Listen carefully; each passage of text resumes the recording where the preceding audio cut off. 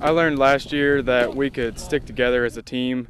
Even though we suffered through that streak of losses, everybody came together and got us to where we went. Even though it didn't come out like we would have, we still learned that we can persevere through anything. We could have gave up after those 4 losses last year in a row, but we didn't. The character shone through these guys. They started working a little bit harder, understood what it took, and the benefits definitely outweighed the losses.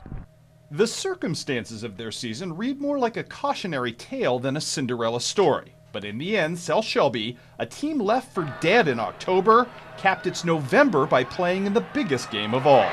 That typically doesn't happen for a squad, forced to start 3 freshmen on the offensive line.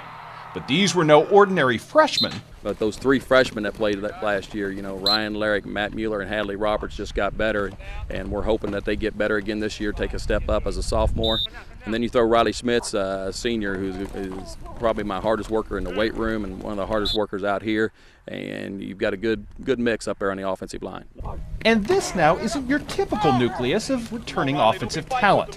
The Cardinals can boast 8 starters with state championship game pedigree, including an all-state tight end in Wes Mefford, and most intriguingly, a quarterback in David Haithman, who's given Rob Wilt reason to expand the playbook. He usually puts the ball right on the money. I mean, I wouldn't want anybody else to be quarterback for me.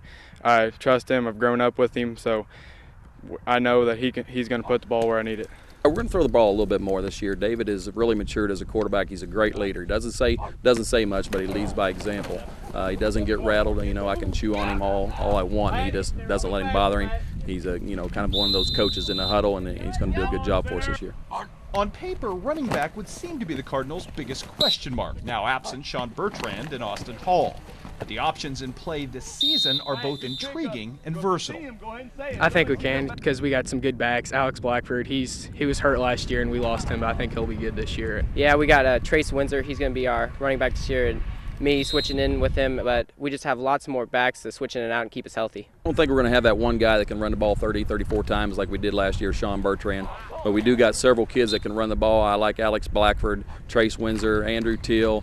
We can keep going with a lot of guys that can tote the ball for us. And then we got some guys that can go catch it too.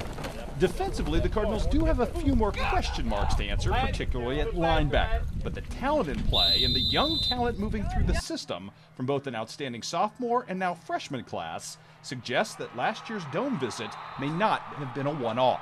It's one of the things that you dream about as a little kid, just think about it. Never think you'd ever be there, but once it happens, it's like just hit you and you just want to win it. The expectations are a little higher this year. Coming in after you go to the Dome, everybody thinks you're going to win.